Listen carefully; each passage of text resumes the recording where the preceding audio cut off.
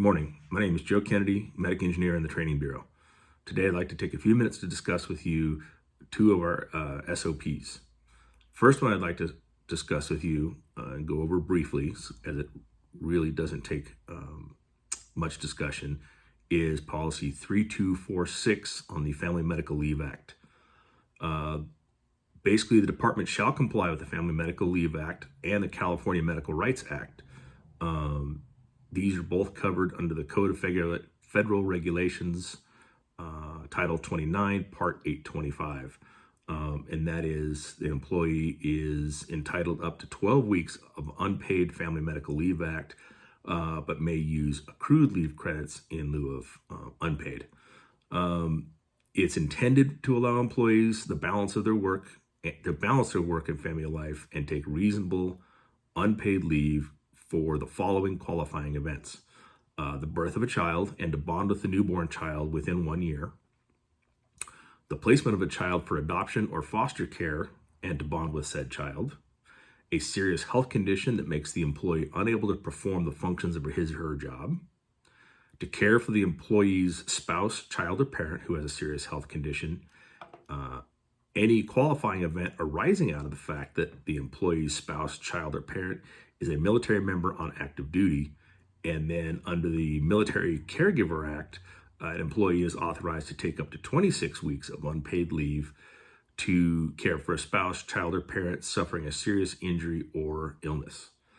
The eligibility is based, again, under the Family Medical Leave Act. The employee has to have worked at least 12 months and at least 1,250 hours during those 12 consecutive months. Again, that's covered under the Code of Federal Regulations, Title 29, Part 825. The key takeaways in this is, if the employee knows ahead of time they will need to use FMLA leave, then they shall notify their supervisor 30 days in advance. Now, obviously, that would be in the case of, say, a childbirth. Obviously, some events you don't know about it in advance. When the employee requests the leave, or when the department becomes aware that the employee's leave may be for a qualifying reason, the department shall notify the employee of their eligibility. If that leave arises in less than 30 days notice, then obviously give notice as quickly as possible. If the employee requests FMLA, the department may request information to verify that it applies. And when the employee requests leave because a family member has a serious health condition, the department may ask for certification of the condition from a healthcare provider. Those are two things that you may be required to show proof.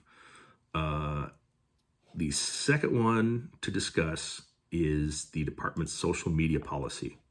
And this is kind of a big one in the area of all the social media involvement we have today. We will use authorized personnel to ensure regular operation and maintenance of any social media accounts. The department will maintain its own social media account, and only authorized employees will maintain that account. If you have information, photos, videos, the department absolutely would love to see them, run it through proper channels, and let the proper people, authorized people, post it to the account. The important thing with social media policy is that any high profile or sensitive information shall require prior approval from the chief or his designee prior to release on any social media platform. That's major incident investigation or cause, arson activities, significant legal issues, department policy, employee injuries, fatalities, and staffing levels. The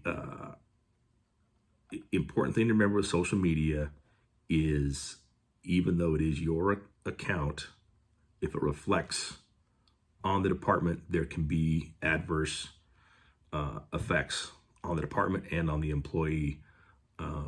These days, with public safety under a microscope, it's very important that anything associated with the agency is of a proper and professional level. That policy, again, is 3245.